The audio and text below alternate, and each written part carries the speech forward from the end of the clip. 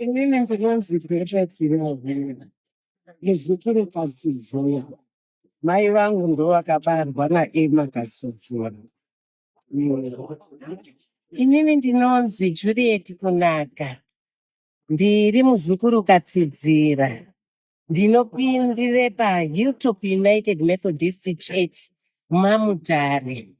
Zvinhu zvetakabata izvi, certificate neshield, ngezvambuya wedu, mai wamai wedu, mudzimai wanga ari mudzimai waReverend Davison Murashi Wakatsidzira.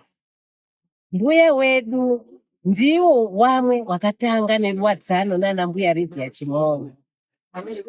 Mbuya wedu wakazoshayikire kwaNyadire, kunozwi paNyadire Mission, ndipo pane gwarawo Samai Mufongofu.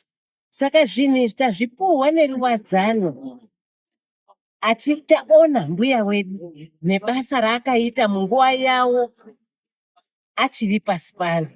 Saka tiri kuzwe kufara, tiri kutenda Mwari, ende tiri kupe chidzidzo kuti nesuwo tichafamba nemunzira dzambuya yedu. Tinorangarira mbuya Emma Katsidzira nemuimbi waizoda waiti musandipfuranje Yesu ndinochema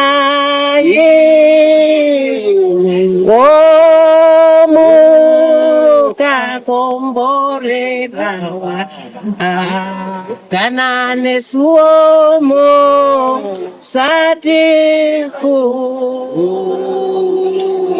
teuya wa Jesu